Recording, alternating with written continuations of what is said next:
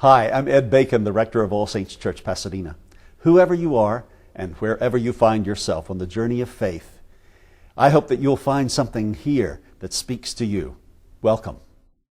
As people are coming in, I want to go ahead and introduce our speaker. We've got people who are streaming and waiting for us to get started. And I acknowledge that we're a little bit late. I don't want to take up a lot of time in this introduction. I do think it's important for all people, particularly people who are streaming in, to know that our speaker is one of the best friends that All Saints Church has. And I'll tell you why in just a second. But first, a little bit about his public life. He's the Dr. E.P. Clapp Distinguished Professor of Politics and Chair of the Urban and Environmental Policy Department at Occidental College in Los Angeles. He teaches courses on urban politics and policy, community organizing, movements for social justice, and work and labor. In addition to being a scholar and a teacher, he's been a journalist, community organizer, government official. He earned his PhD from the University of Chicago and his BA from Syracuse University. And he has this magnificent new book out that we have copies that you can buy. I heartily recommend it. I got it as soon as it came out. Bought it and paid for it myself. Peter didn't wait for a free copy from you. And but it is a strong book. Now, to tell you something about why this guy has my heart. Peter is a tireless and effective advocate for public education. He brings his wealth of community organizing and his scholarly history to bear on one of the crucial issues of our time, and that is providing quality education for all children. He really does believe that all children are our children. Even more deeply, he is a member of our partner congregation, the Pasadena Jewish Temple and Community Center. And whenever I'm there on Rosh Hashanah and during Yom Kippur, I can always count on seeing Peter there and Peter embracing me. I was so honored to be present at the bat mitzvah of his daughters and heard some of the best sermons that I've ever heard in my life. I can always count on Peter to be here to bring not only his radical plumb line of justice, but to do it from a very religious basis. Would you warmly welcome now Peter Dreyer? Glad you're here. Thank you. I'm hot and sweaty this week. Thank you, Ed. You'll get your book in the mail. And thank you all for showing up today. This is a wonderful day for me. My daughters, as Ed said, were bat mitzvah a couple years ago, and they will. They're both teaching Sunday school, and so when I leave here, I'm going to go and talk in their Sunday school class. Wow. So this is a very ecumenical day for me, and I appreciate the opportunity to make it so. How many of you spent at least some of your adolescence or teenage years in school reciting the Pledge of Allegiance?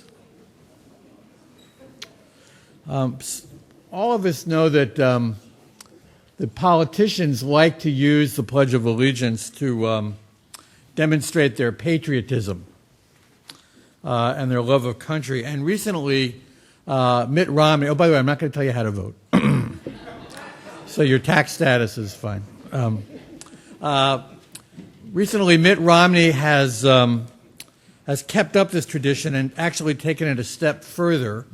At his recent campaign rallies all around the country, he's been reminding people and reminiscing about reciting the Pledge of Allegiance in his fourth grade class. And then he uses each line of the Pledge of Allegiance to make a point about his own views, about his own policy agendas, about unifying the country, strengthening the military, and the importance of keeping God in our public life. And then he criticizes his opponent, the president, for falling short in these areas. and then he's following the same script throughout the country. So I wonder if he knows the history of this this wonderful pledge, and I wonder if he would recite it if he knew the history. You may know, and if you don't, you soon will, that the Pledge of Allegiance was first written by a Christian minister named Francis Bellamy in 1892. And he did it in part to celebrate the 400th anniversary of Christopher Columbus's discovery of America by promoting the flag in public schools. That was the reason for doing it. Bellamy lived from 1855 to 1931. He was a Baptist minister in Boston. And it was the Gilded Age when he wrote this. An area, a period of enormous political and social and economic conflict. Reformers were outraged by the widening gap between the rich and everyone else. And the behavior of corporate robber barons and Wall Street, who were exploiting consumers and exploiting workers and corrupting politics with money. Not that this has anything to do with what's happening in America now. Consumers and farmers were organizing. Farmers were joining forces in what was called the populist or the agrarian movement to leash the power of the banks and the railroads and the utility companies. Workers were organizing unions. Progressive reformers were fighting for child labor laws, against slum housing, and in favor of women's suffrage. And all across the country, progressives were gaining new converts. And in foreign affairs at that time, America was battling over our role in the world. We were beginning to act like an imperial power, and we were justifying this with ideas like white supremacy, manifest destiny, and spreading democracy around the world. At the time, nativist groups in the North and the Midwest, as well as the South, were pushing for restrictions on immigrants, on Catholics, on Jews, on Asians, who were seen as polluting our society. And in the South, the outcome of the Civil War still inflamed regional passions. In fact, they still do. My wife's from Mississippi, and I hear it all the time when I go down to visit her family. But at the time, it was a raw feeling because the Civil War was only a generation earlier. And many Southerners, including many Civil War veterans, still swore allegiance to the Confederate flag. And so Bellamy, who was the cousin of Edward Bellamy, who had written a very famous book called Looking Backwards, a bestseller at the time, he believed that materialism and unbridled individualism and capitalism betrayed America's promise. And he hoped that the Pledge of Allegiance would promote a different moral vision to counter the rampant greed that he thought was undermining the nation. And so he wrote the Pledge of Allegiance with the idea that school children all over the country at the same time would put their hands over their hearts and recite the pledge as a way of promoting patriotism and a new sense of moral equality in the country. And so he intended originally to use the phrase liberty, fraternity, and equality. But he concluded that this radical rhetoric from the French Revolution wouldn't sit very well with Americans.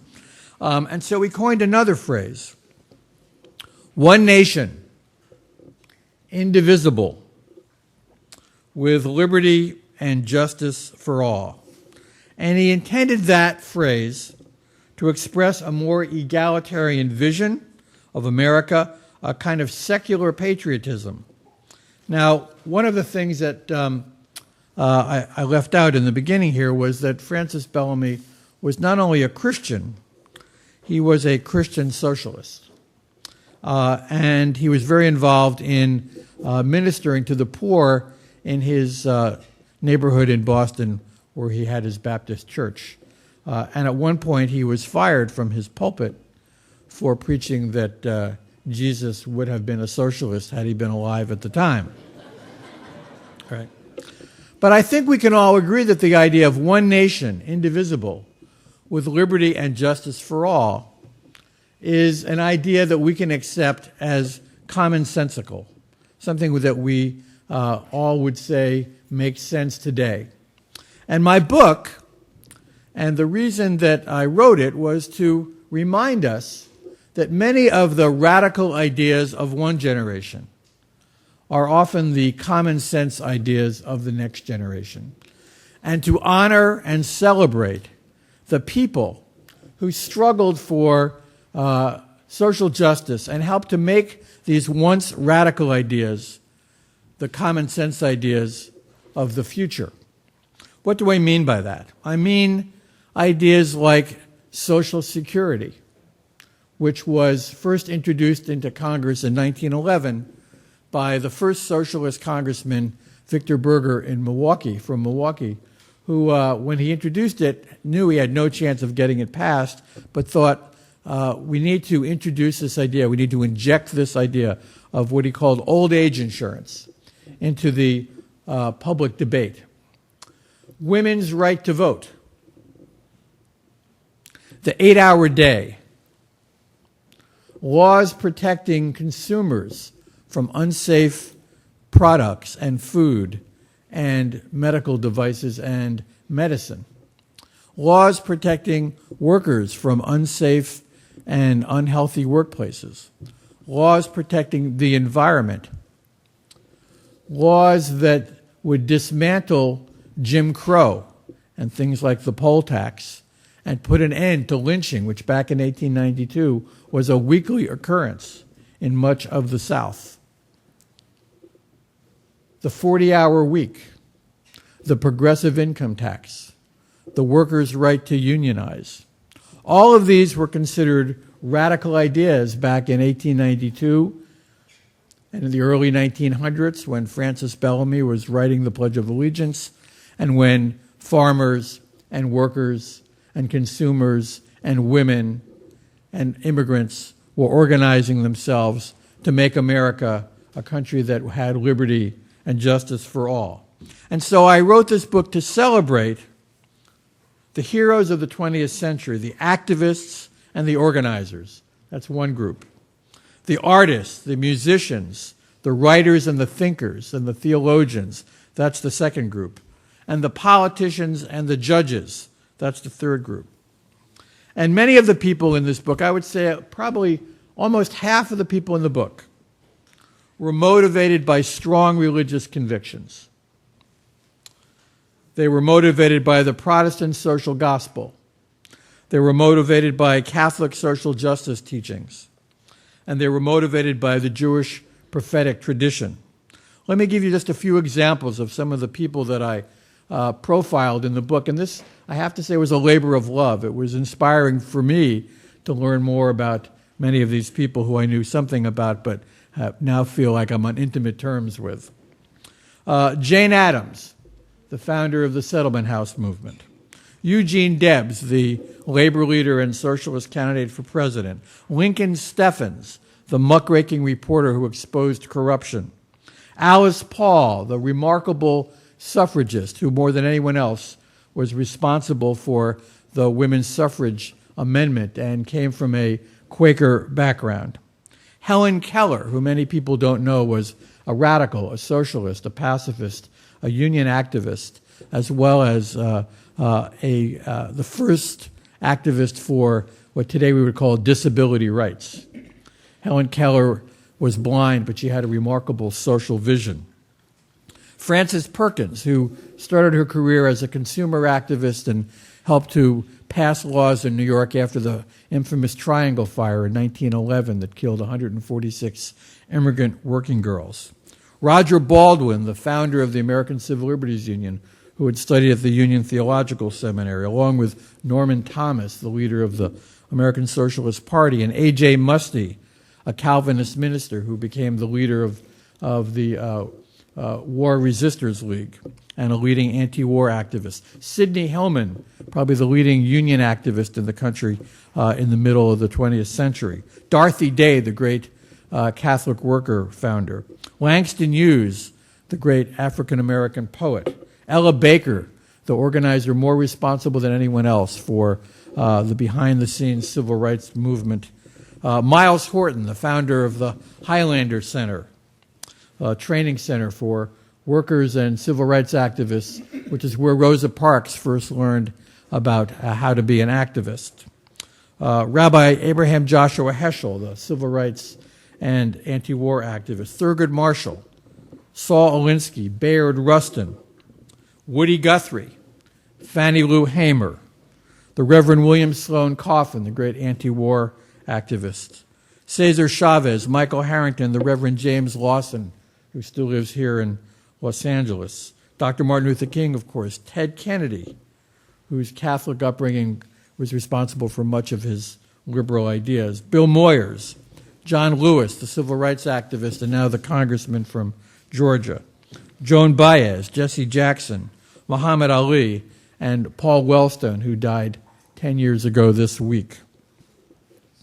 All of these people and many other people in my book were aware that to bring about social change, you need both outsiders and insiders.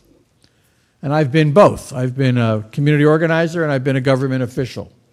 And in many ways, no social change takes place without there being people who are outsiders filing lawsuits, lobbying, going to meetings and rallies and protests, and even engaging in civil disobedience. Protest and outside activism injects new ideas into the public debate, which was what Francis Bellamy was trying to do. It helps to remind us of where we want to go and injects ideas that resonate with Americans or makes them uncomfortable, but makes them think about things that they were ignoring. And outside pressure also allows us to find the center. It makes it easier for politicians to be reasonable and moderate if there are people in the street. I tell a story in the book, which some of you may have heard, about Franklin Roosevelt, the president during the Depression, who was at a meeting in the Oval Office with some of his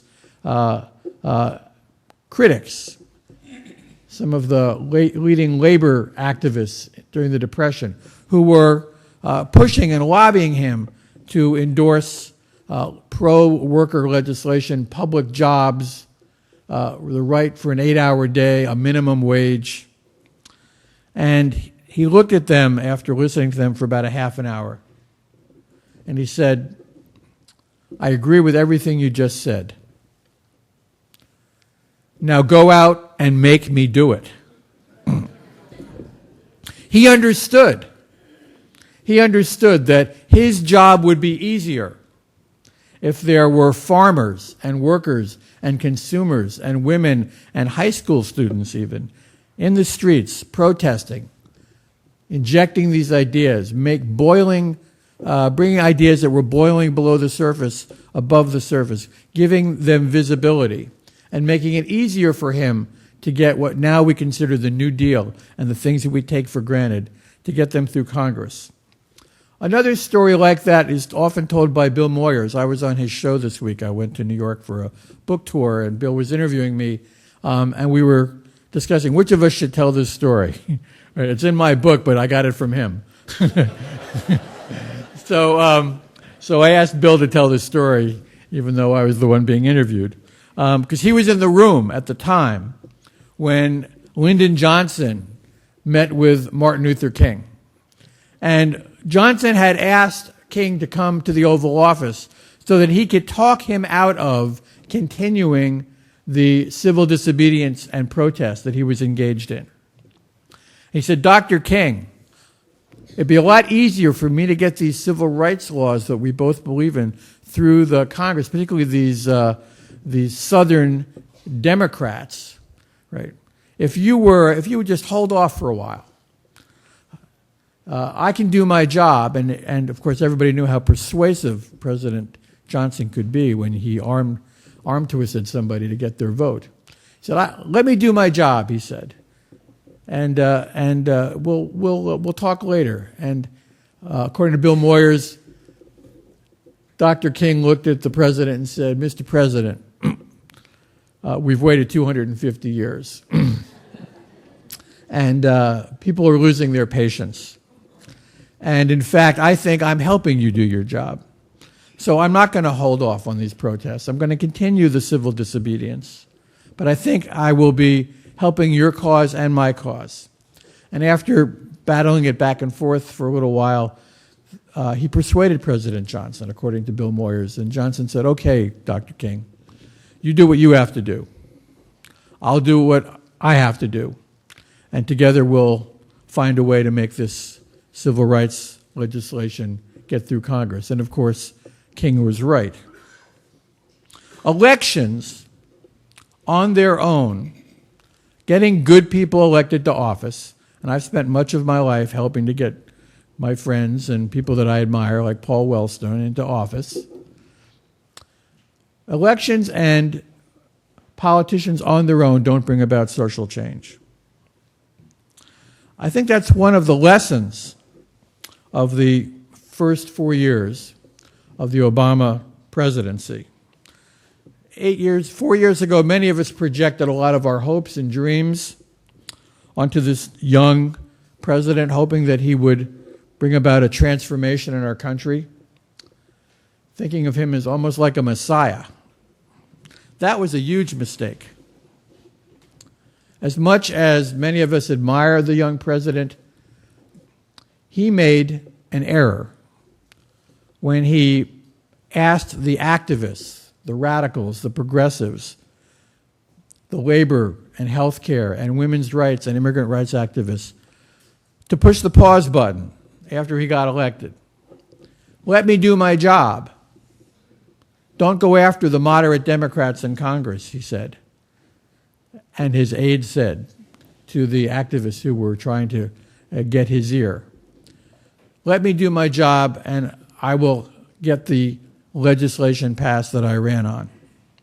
And we learned very early in the Obama administration that he was in a straitjacket not of his own making because of the power of money, the power of Wall Street, the power of inertia, the power of his opponents in Congress, and then the emergence of the Tea Party. All of those made it almost impossible for him to get some of his more progressive ideas through, which is not to say that a lot of good things did not happen in the last 4 years, particularly this historic health care reform that was passed in 2010.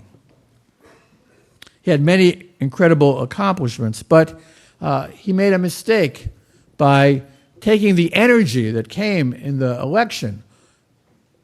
Hundreds of thousands of people, including many young people, including some of my own students, that volunteered for the campaign and learned the techniques of organizing on the ground through the Obama campaign. And then after the election was over, they were told to go back home and support the president's agenda, but don't get out in the street and keep organizing and mobilizing and building those grassroots organizations. And that was a mistake because it was pretty clear from the beginning that the Obama agenda was going to be put on hold by its opponents in Congress. And the best example of this dynamic was almost a year, 9 months into the Obama administration, when it looked like the health care reform bill was going nowhere.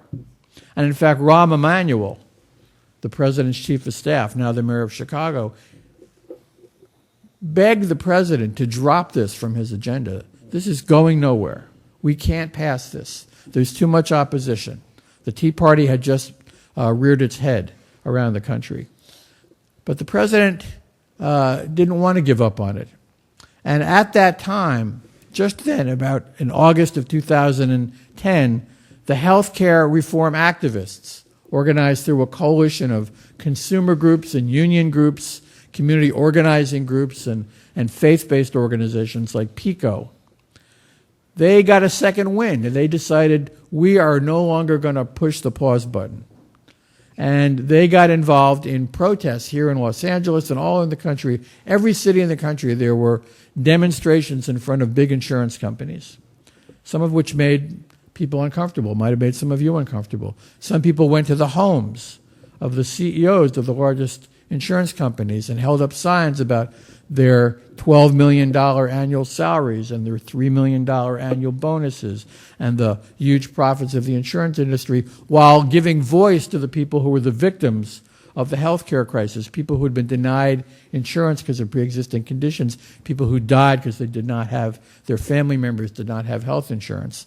And it made the issue, it put the issue once again on the agenda. It gave the issue a second wind.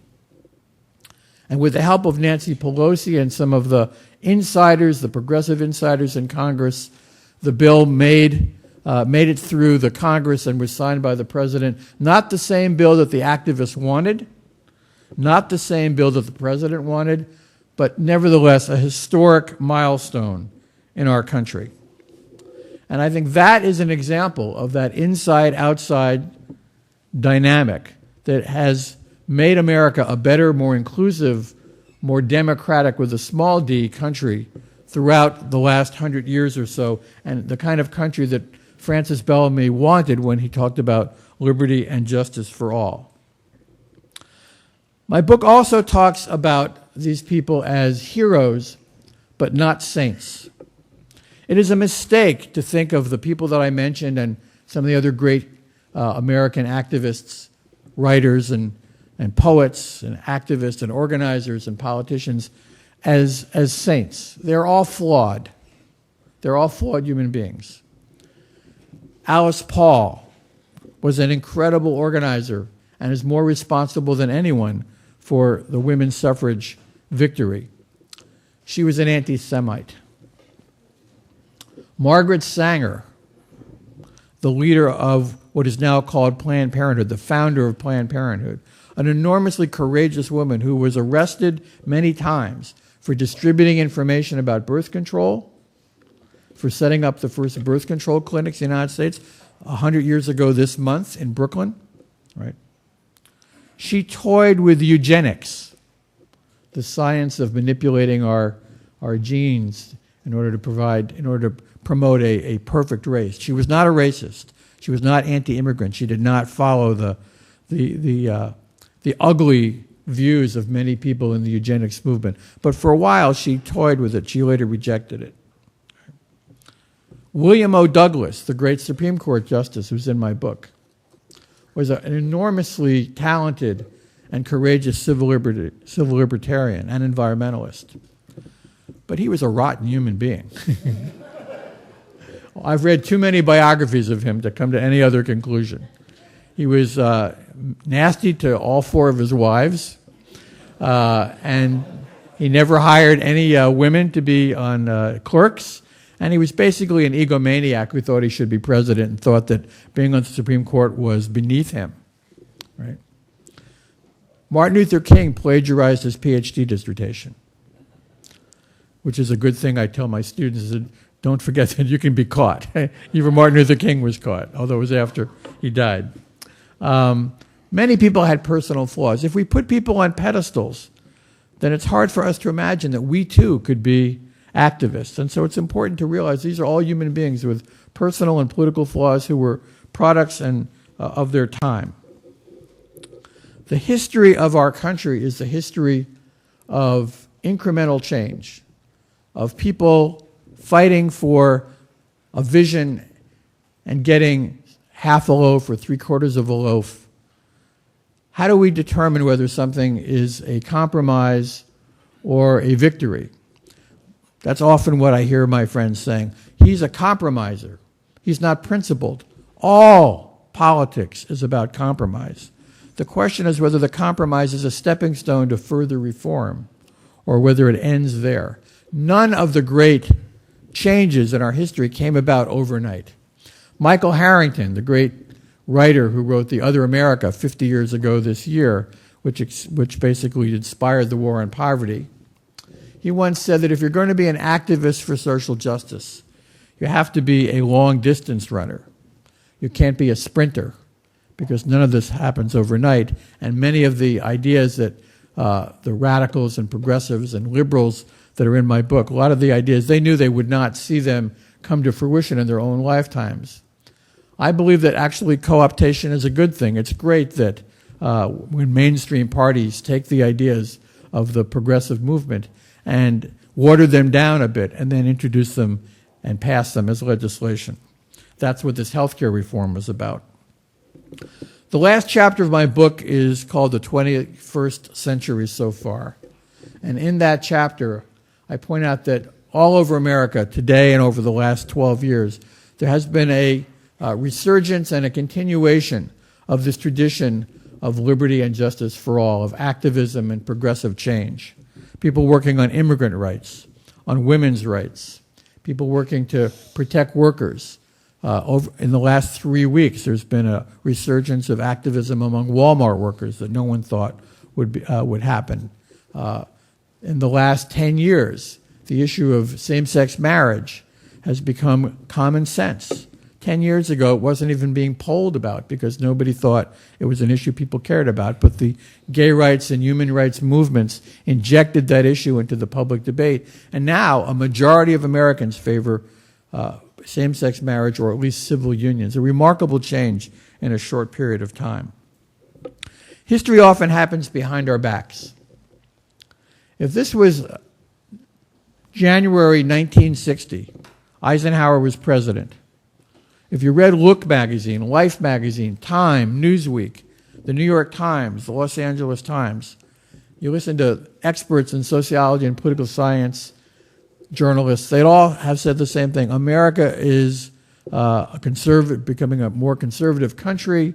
Young people are apathetic. Nothing is happening on our campuses. America is really a much more conformist country than many progressives had hoped.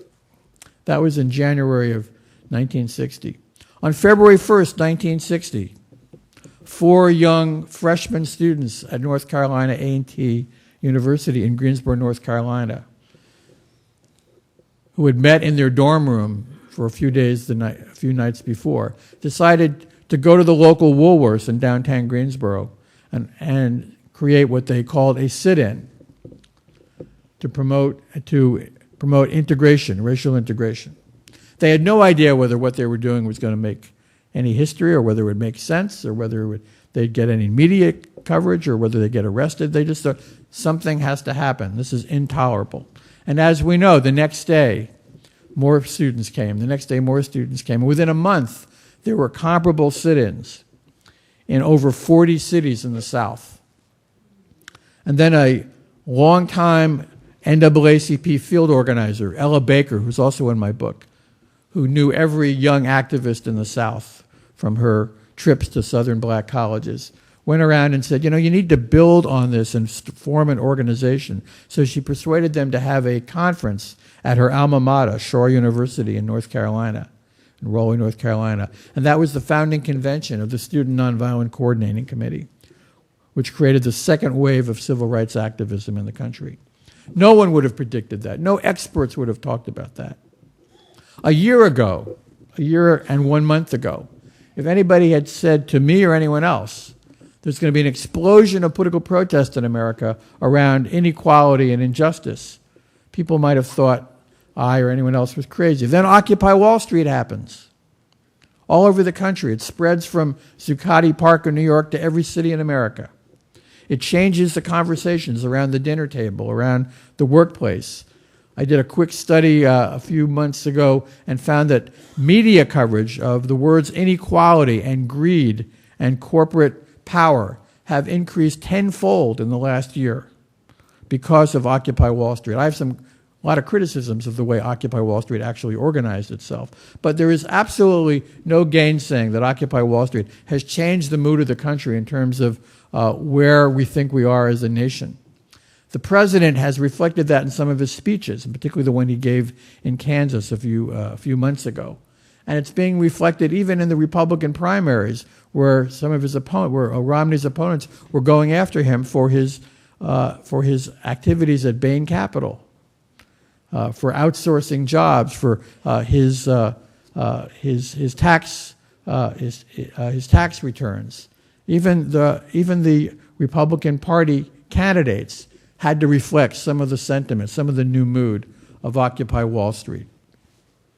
Where does this lead me? It leads me to think that if the president gets reelected, we cannot expect wholesale social change, but it creates the atmosphere that many of these grassroots organizations and activists working on foreclosures, working on immigrant rights, working on women's issues, working on poverty issues, they will have a new wind beneath their wings, and there will be another explosion of social protest, another movement for social justice, another wave of liberty and justice for all. It doesn't mean it's inevitable. It doesn't mean that we can depend on it happening and watch it as spectators. It means that all of us have to decide what side are we on and whether we're going to participate, not as core activists, but writing letters to our members of Congress or emails today, right? Sending money to good causes, right? Showing up at the occasional rally, right? That's what brings a better America. People getting engaged in these movements for social protest and social change. Students around the country are outraged by student debt. Families are going bankrupt to pay for their kids to go to college. This issue will, I guarantee you, will explode in the next 10 years and maybe in the next 2 years. And if the president hears those students and hears their families and promotes this agenda of changing the way we finance our higher education system, we will see another round of changes in our country. The same with foreclosures. Right? 4.5 million Americans have lost their homes in the last few years. 15 million American families are underwater. Their homes are worth less than they're paying in their mortgage. 15 million. A year and a half ago, a group called the Alliance of Californians for Community Empowerment tried to get a bill through the California State Legislature called the Homeowners Bill of Rights to protect people from abusive foreclosures and predatory lending, and it went nowhere. A month and a half ago, Governor Brown signed the Homeowner Bill of Rights. What happened in the last year? Occupy Wall Street, groups resisting foreclosures. Here in San Marino, a few months ago, there was a woman who, in a wheelchair, being evicted, a woman with breast cancer in a wheelchair, being evicted from her home by Wells Fargo because she missed one month's payment. A woman who is a court recorder. And she is, on Tuesday, she's going to be evicted by the sheriff, except that her neighbors and friends are going to stand in front of her house, link arms, and refuse to allow her to be evicted. Things like that are happening all over the country. Her name is Anna Wilson, by the way, and you'll see her name in the paper in the next few days. Things like this are happening all over the country. And so it's my belief, although I can't predict it in a way that would guarantee that I would allow you to bet on it, but I would predict that, as I said, in the next few months we will see, after the election, a new wave of activism and protest, particularly if the president gets reelected, and particularly if the Democrats continue to control at least one house of Congress and have allies of these movements inside Congress. We all know the famous quote from Martin Luther King, that the moral arc of the universe is long, but it bends towards justice. But what's missing from that quote is that somebody has to bend it. And that's where we all come in. The people in my book, the people that I admire, the people that are working on the ground in America and in California and in Los Angeles and in Pasadena today, are the benders, the people that have pushed that moral arc of the universe towards greater justice. And if my children and my grandchildren can inherit a world where the radical ideas of today are the common sense of their lifetimes, then they will have bent that arc a little further. I often ask my students, what are some of the radical ideas of today that you hope your children and grandchildren will take for granted? Sometimes they can't answer that question because we are so constrained by our own inside-the-box thinking that we can't often, it's hard for us to think about what would a different kind of society be.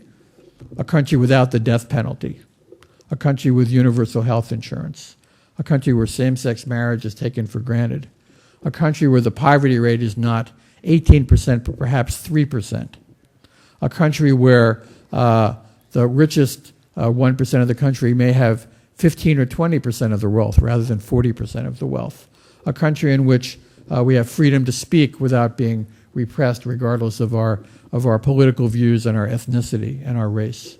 These things are possible, although they sound radical today. And so let's remind ourselves all the time of what Francis Bellamy was asking us to do in the Pledge of Allegiance, to believe in liberty and justice for all. Governor Romney also likes to talk about America the Beautiful, a great poem, which was written by a lesbian socialist named Catherine Bates. And so it's important for us to remind ourselves that many of the people in my book and the people in American history who had radical ideas are today's heroes. And let's all be the heroes of the next generation so that we can look back and say, we bent that arc of history and brought to our country more liberty and more justice for all. Thank you very much. Can you stay for a minute on the same book? Okay. Thank you very, very, very much, Peter.